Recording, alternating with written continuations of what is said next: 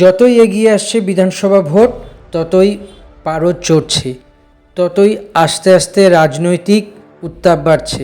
উত্তর থেকে দক্ষিণ, পূর্ব থেকে পশ্চিম, রাজ্যের বিভিন্ন প্রান্তে যেখানেই যেদিকে যেভাবেই তাকানো হোক না কেন, ভোটের উত্তাপ সর্বত্রই ছড়িয়ে পড়ছে। তার একটি কারণ, বিধানসভা ভোটের আর বেশি দেরি নেই। আগামী মার্চ মাসের প্রথম সপ্তাহেই যদি সব কিছু ঠিকঠাক থাকে, বিধানসভা নির্ঘণ্ট ঘোষণা করে দেবে কেন্দ্রীয় নির্বাচন কমিশন। তো সেই মতোই সমস্ত কিছু চলছে এখন কার্যকলাপ। রাজনৈতিকভাবে বিভিন্ন রাজনৈতিক দলেরা একে অপরের সঙ্গে কথা পরামর্শ করছে, বিধানসভায় কোনো জোট হয় কি না, বা স্থানীয় স্তরে জোট, বা রাজ্য স্তরের জোট, বা কেন্দ্রীয় স্তরে জোট, এই সমস্ত কিছুই নির্ভর করছে একে অপরের সঙ্গে কথাবার্তা বলে ঠিক কতখানি নিজেদের চাওয়া পাওয়া বা নিজেদের উদ্দেশ্যগুলোকে সঙ্গবদ্ধ করা। তো এই সমস্ত প্রক্রিয়া তো চলছেই। শাসক শাসকের মতো চলছে, বিরোধী বিরোধীদের মতো চলছে। কখনো সংগঠন, কখনো জেলা স্তর, কখনো লোকাল কমিটি, কখনো বা পাড়া স্তর বা পঞ্চায়েত স্তর বা বুথ স্তর, বা কখনো মিউনিসিপ্যালিটির বিভিন্ন ওয়ার্ড। তো এই সমস্ত কিছুই চলছে এবং চলে যাচ্ছে।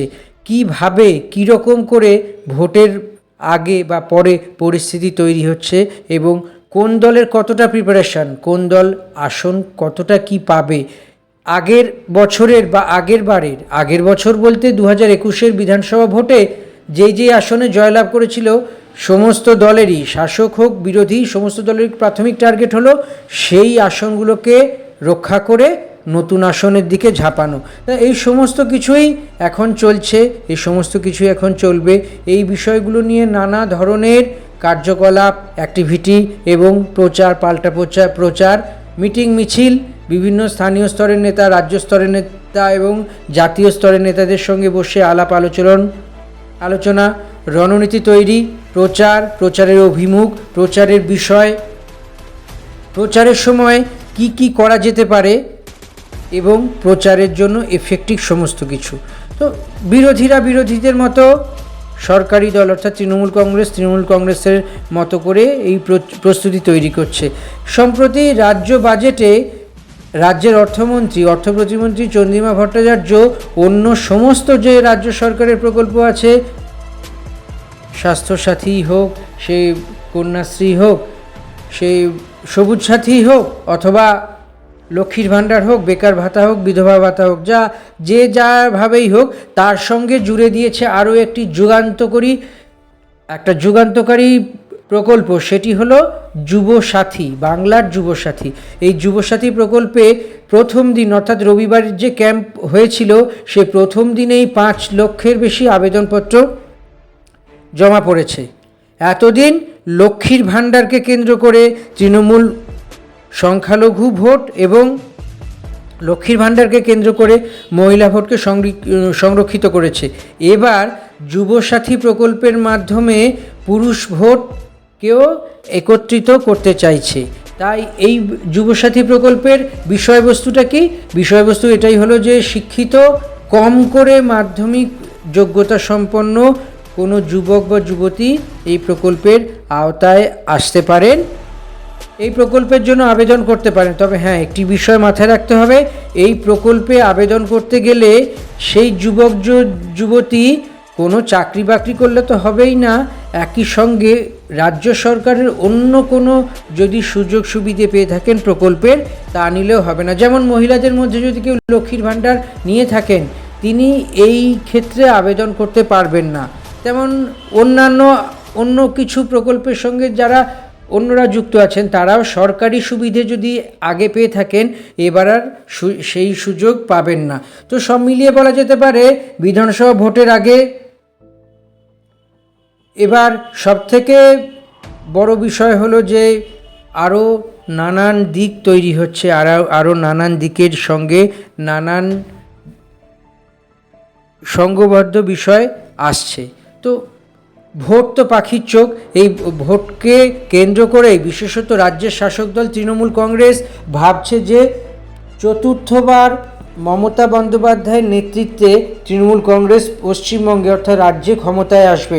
এক প্রকার নানা রকম সমীক্ষা বা গ্রাউন্ড রিপোর্ট এই কথাই বলছে যে কোনো রকমভাবেই অন্য কোনো দল আপাতত অন্তত 2026-এর নিচে তৃণমূল কংগ্রেসকে হারিয়ে ক্ষমতায় আসবে না, অন্তত এমনই ইঙ্গিত পাওয়া যাচ্ছে। কিন্তু শেষ কথা তো জনগণই বলবেন, শেষ কথা ভোটের রেজাল্ট যেদিন বেরোবে সেদিনই জানতে পারা যাবে। কিন্তু এখন থেকে স্ট্র্যাটেজি, মাস্টার স্ট্রোক এবং বিভিন্ন রকমের বিষয়ের ওপর নির্ভর করেই রাজনৈতিক যে বৈতরণী আছে সেই বৈতরণী পার হতে হবে বিভিন্ন রাজনৈতিক দলগুলির মধ্যে। তার স্ট্র্যাটেজির অন্যতম কারণ তৃণমূলের দেখতে পাওয়া যাচ্ছে মমতা বন্দ্যোপাধ্যায় রাজনৈতিক ব্যক্তিদের সঙ্গে সঙ্গে বেশ কিছু অরাজনৈতিক ব্যক্তিত্ব বিভিন্ন ক্ষেত্রে যারা কৃতি, সে শিল্প বিনোদন হতে পারে, শিল্পকলা হতে পারে, খেলাধুলোর ময়দান হতে পারে, চিকিৎসা বিজ্ঞান হতে পারে, অন্য যে কোনো ক্ষেত্র থেকে বিভিন্ন সমাজের বিভিন্ন কৃতি মানুষদের ভোটে দাঁড় করেছে। সে আগেও দেখেছি, এখনও আছে। তো সেই সমস্ত কিছু চলছে। তো দেখতে পাওয়া যাচ্ছে এবারে অন্তত 2026-এর বিধানসভা ভোটে ফের সেলিব্রিটির বুম দেখতে পাওয়া যাবে তৃণমূল কংগ্রেসের ব্যানারে। অর্থাৎ তৃণমূল কংগ্রেস একেবারেই পরিষ্কার করে দিতে চায় যে এবারও ভোটের সমস্ত কিছুর ওপর নির্ভর করবে বেশ কয়েকটি সেলিব্রিটি মুখ। আপাতত বহু সেলিব্রিটি তৃণমূলের প্রার্থী তালিকায় অনেক সময় থেকেছে, সেখান থেকে তারা নির্বাচিত হয়েছেন।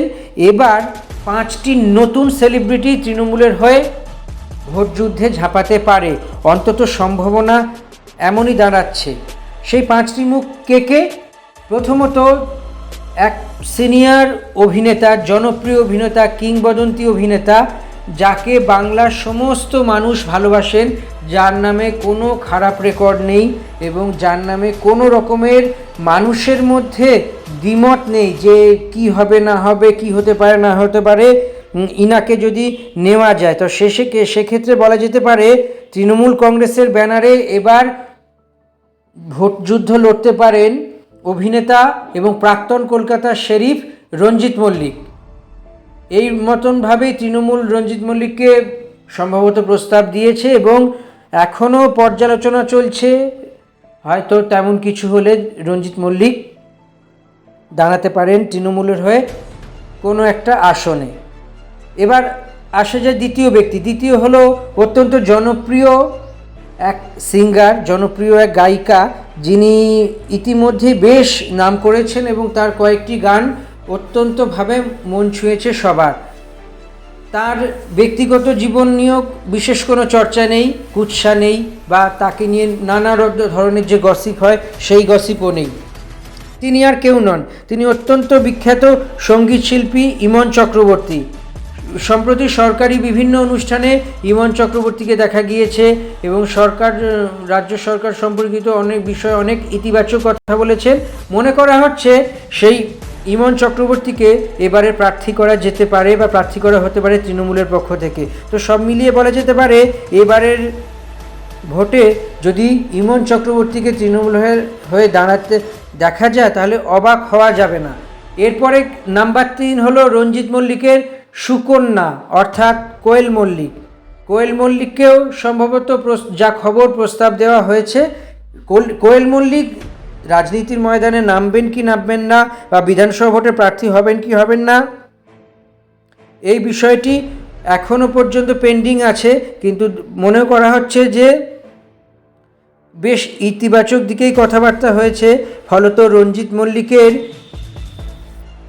মেয়ে কোয়েল মল্লিক হয়তো এবার ভোটে দাঁড়াতে পারেন এবং সেই সঙ্গে সঙ্গে তৃণমূলের হয়ে কোনো একটি আসনে দাঁড়াতে পারেন বলেই মনে করা হচ্ছে। তো বিস্তারিত বিষয়, বিস্তারিত ঘটনা এবং এই খবরের নিশ্চয়তা কতটা নিশ্চিত করতে পারে এই সমস্ত কিছুই নির্ভর করবে আগামী কয়েক দিনের মধ্যেই, যখন নির্বাচনী নির্ঘণ্ট প্রকাশের সঙ্গে সঙ্গে তৃণমূল কংগ্রেস প্রার্থী তালিকা ঘোষণা করবে। তো সব কিছু মিলিয়েই রঞ্জিত মল্লিকের মেয়ে কোয়েল মল্লিকেরও তৃণমূলের হয়ে ভোটে দাঁড়ানোর সম্ভাবনা থেকেই যায়। নাম্বার 4 পার্নো মিত্র। গতবার বিজেপিতে জয়েন করেছিলেন তিনি এবং বিজেপির হয়ে বরানগর আসন থেকে তৎকালীন তৃণমূল নেতা তাপস রায়ের বিরুদ্ধে লড়েছিলেন এবং হেরেছিলেন, পরাজিত হয়েছিলেন। সেই তাপস রায় এখন বিজেপি। তো পার্নো মিত্র কিছুদিন আগে তৃণমূলে যোগদান করেছিলেন। যোগদান করার পরে যেটা মনে করা হচ্ছে, পার্নো মিত্রকে কোনো একটি আসনে দাঁড় করানো হবে এবং সেই আসনটি কি সেটি এখনও জানা যায়নি, বিস্তারিত জানতে পারা যাবে। এরপর আসা যাক বেহালা কোনো একটা সিট, সম্ভবত বেহালা পশ্চিম থেকে দাঁড় করানো হতে পারে অভিনেত্রী শ্রাবন্তী চট্টোপাধ্যায়কে। শ্রাবন্তী চট্টোপাধ্যায় গতবার ভোটে দাঁড়িয়েছিলেন কিন্তু পরাজিত হয়েছিলেন বিজেপির টিকিটে। এবার শ্রাবন্তী চট্টোপাধ্যায় আশা করা যাচ্ছে তৃণমূলের প্রার্থী হয়ে কোনো একটি আসন থেকে প্রতিদ্বন্দ্বিতা করবেন। তো সব মিলিয়ে আগামী দিন কী হতে চলেছে, আগামী দিনের সমস্ত কিছুই ভবিষ্যৎ বলবে। আপাতত এই ভিডিওটি যদি আপনাদের ভালো লেগে থাকে, ভিডিওটির জন্য চ্যানেলটি সাবস্ক্রাইব করে দিন এবং লাইক, শেয়ার ও কমেন্ট করে দিন। বেল আইকনটি ক্লিক করে দিন, যদি নতুন ভিডিও নিয়ে আমরা আসবো তখন আপনাদের কাছে নোটিফিকেশন পৌঁছে যাবে। ততক্ষণে আপনাদের জন্য অনেক শুভেচ্ছা জানিয়ে আজকের এই ভিডিও শেষ করলাম।